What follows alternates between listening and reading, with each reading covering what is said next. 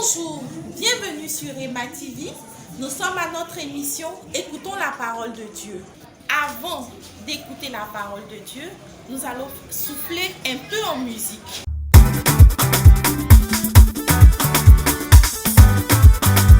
Je vis pour Dieu, alléluia, je vis pour Dieu. Je suis abandonné, je vis pour Dieu. Rejeté, je vis pour Dieu. Je suis opprimé, je vis pour Dieu. Oh, je vis pour Dieu. Tous les appelés du Seigneur vivons pour Dieu. Les connaissez, je vis pour Dieu. Prophète Touré, il vit pour Dieu. La critiqué, il vit pour Dieu. L'évangéliste désiré, il vit pour Dieu. La rejeté, il vit pour Dieu. Prophète Narcisse, il vit pour Dieu. La réveillée, il vit pour Dieu.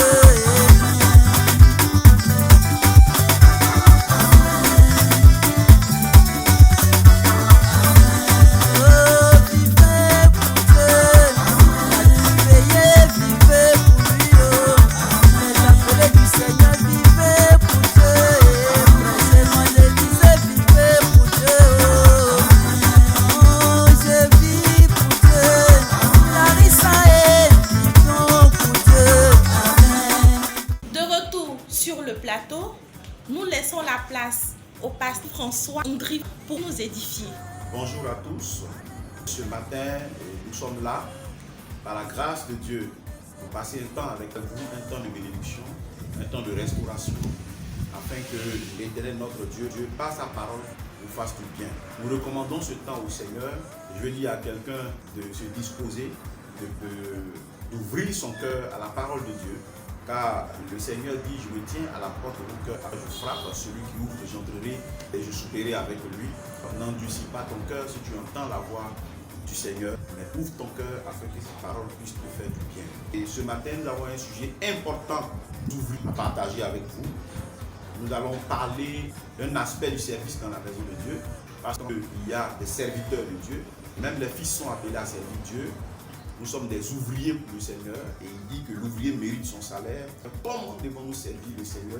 En Genèse, au chapitre 18, à partir du verset 1er au verset 15, je lis la parole de Dieu. L'Éternel lui apparut parmi les chênes de Mamré.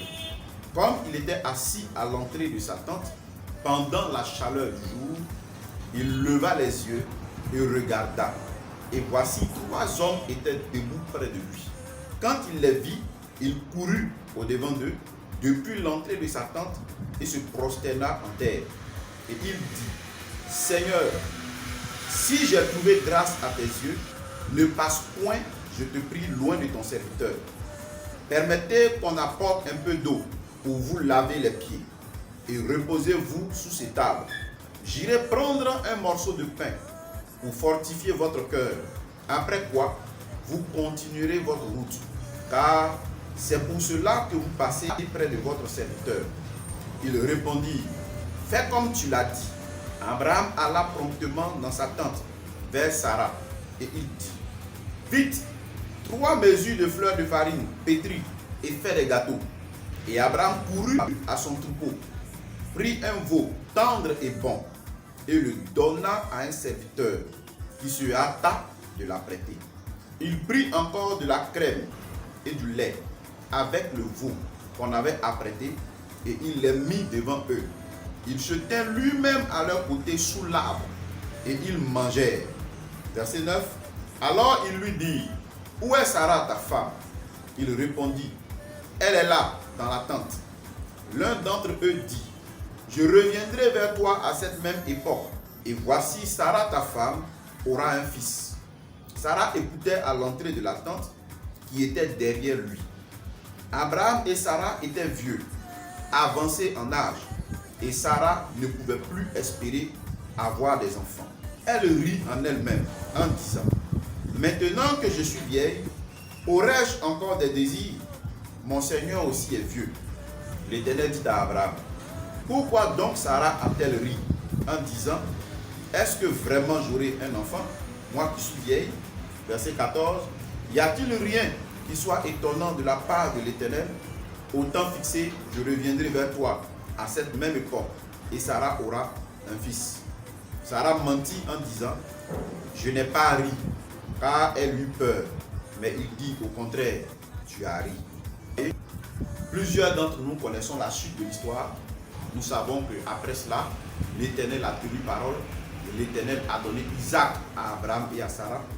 L'Éternel a accompli ses promesses envers ce couple. Déjà, nous pouvons nous souvenir d'une histoire similaire dans la Bible. Quand nous allons en 2 Rois, chapitre 4, à partir du verset 13-14 là-bas, nous remarquons qu'il y a une même parole là-bas qui dit, l'année prochaine, à cette même époque, tu embrasseras un fils. C'est là où Élisée a rencontré une femme, une Sunamite.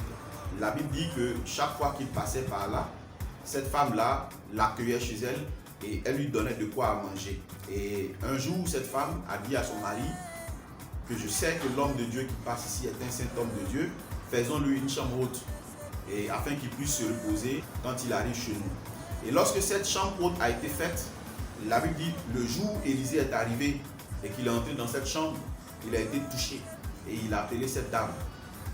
Et il lui a demandé ce qu'il pouvait faire pour elle. Et la dame, n'ayant rien demandé de particulier, Géasi, qui était disciple d'Élisée, a trouvé que la dame n'avait pas de fils et que son mari était vieux.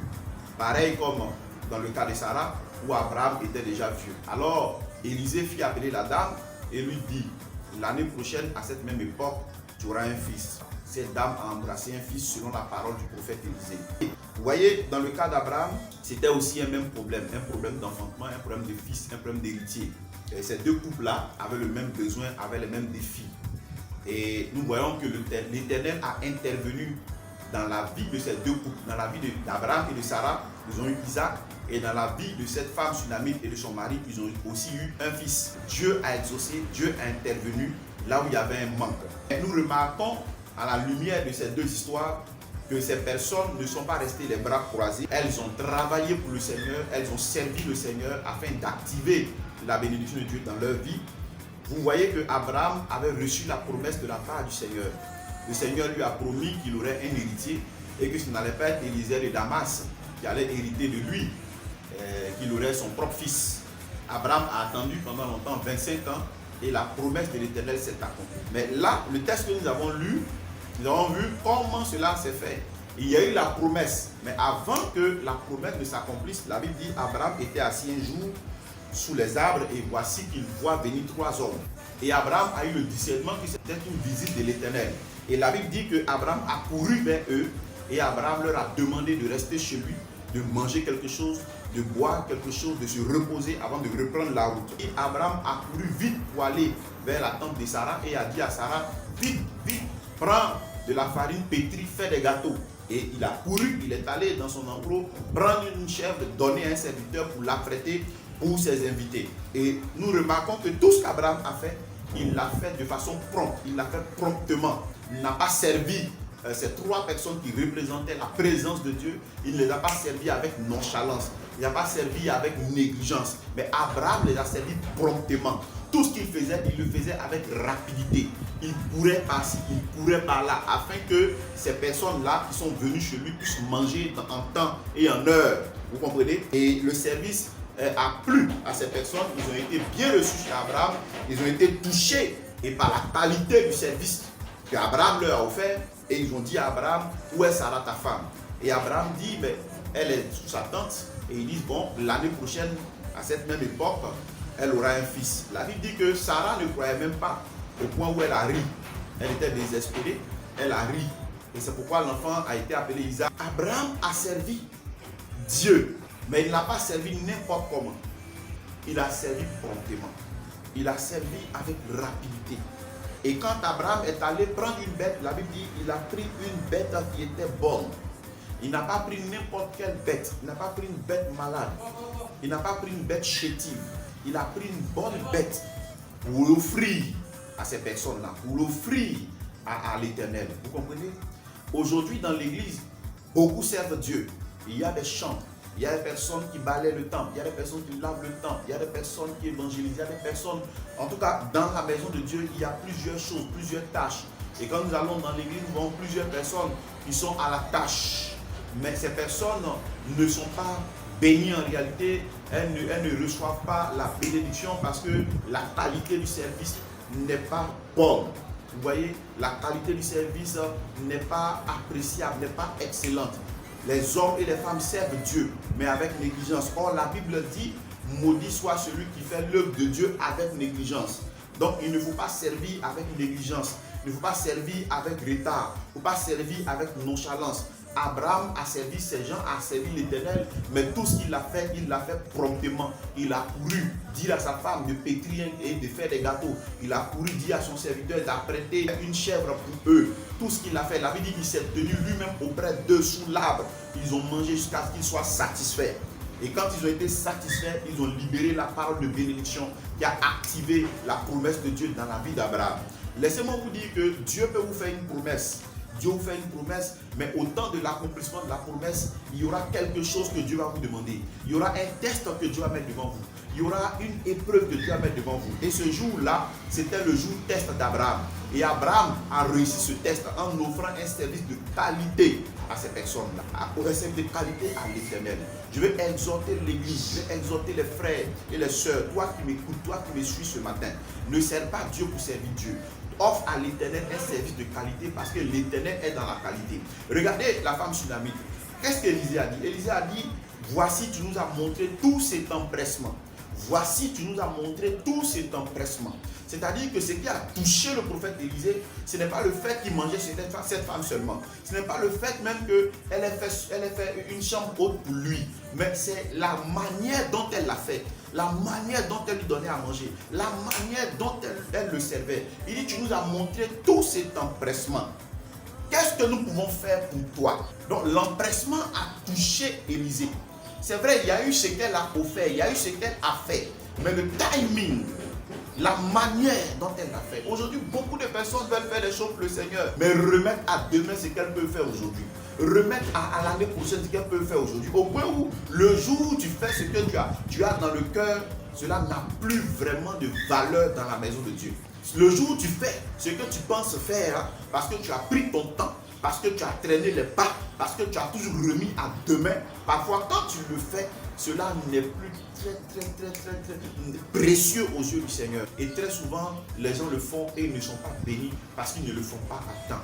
Il faut tenir compte du timing. Lorsqu'il y a un besoin dans la maison de Dieu, lorsque je veux faire quelque chose pour le Seigneur, je dois tenir compte du timing. Le timing est important dans la qualité du service. Parce que écoutez, lorsque vous allez dans un bureau où l'on doit vous rendre un service, même si ici le service est bon, mais que vous avez trop attendu, cela dévalorise le service. Qu'elles sont allées acheter, vous comprenez? Vous allez à un restaurant où vous voulez manger, vous avez commandé un plat, le restaurant fait de très bons plats, mais l'attente est trop longue. Cela dévalorise le produit, dévalorise le service. Et l'on peut dire que ce n'est pas un service de qualité. Et souvent le client peut partir mécontent. Bien que le repas soit d'un goût excellent, mais parce que le timing est mauvais, parce qu'il a trop attendu pour manger ce qu'il avait envie de manger, il repart insatisfait. C'est pareil aussi pour le Seigneur. Lorsque nous avons quelque chose à faire, nous devons le faire promptement. Lorsque nous avons quelque chose à faire, nous devons le faire rapidement. Nous devons le faire vite. Nous devons le faire dans le timing raisonnable, le timing qui est bon, dans le bon timing. Remarquez que lorsque Jésus est mort à la croix, un vendredi après-midi, c'était déjà le commencement du sabbat. Les femmes sont restées, les femmes elles avaient à cœur de faire des aromates et tout ça pour embaumer le corps du Seigneur. Elles avaient eu ça à cœur, mais à cause du sabbat, elles ont eu peur. Et elles ont attendu que le sabbat passe pour aller embaumer le corps du Seigneur. Mais à leur arrivée, le Seigneur était déjà ressuscité. Et donc leurs aromates, leurs parfums d'aloès et tout ça, leur sont restés dans la main. C'est tellement qu'elles sont allées acheter ces choses. Elles ont acheté ces choses, mais ces choses ne leur ont pas servi. Cela n'avait plus de valeur parce qu'à leur arrivée, le Seigneur était déjà ressuscité. Et leurs aromates leur sont restés. Je ne veux pas que quelqu'un qui sert le Seigneur puisse être dans cette situation. Tu veux faire quelque chose pour le Seigneur, fais-le dans le bon timing. Tu veux offrir quelque chose à Dieu, offre-le dans le bon timing. Offre un service de qualité. Et parfois, la trop longue attente, parfois la négligence, parfois remettre à demain dévalorise la qualité de ton service. bien que ce que tu fais ou ce que tu veux faire est quelque chose de bon. Mais parce qu'on a trop attendu, cela n'a plus de valeur. Alors, si tu veux faire quelque chose, tu veux servir Dieu, fais-le promptement. Dieu te met quelque chose à cœur, fais-le promptement. Et fais-le bien et fais-le vite. Pour que ce soit un service de qualité. Alors, tu as quelque chose à cœur, tu veux faire quelque chose pour ton église. Tu veux faire quelque chose pour l'œuvre de Dieu. Tu veux faire quelque chose pour ton pasteur. Tu l'as à cœur et tu remets à demain. Ne remets plus à demain. Fais-le maintenant. Fais-le promptement. Et certainement, cela va déclencher l'accomplissement des promesses de Dieu dans ta vie. Comme dans le cas d'Abraham et dans le cas de cette tsunami où l'homme de Dieu lui a dit l'année prochaine, à cette même époque, tu embrasseras un fils. Il y a un manque dans ta vie. Il y a un manque quelque part. Dieu t'a fait des promesses également. Ces promesses s'accompliront. Mais même si elles doivent s'accomplir, sache qu'il y a quelque chose que Dieu attend de toi. C'est le Seigneur, mais c'est le bien.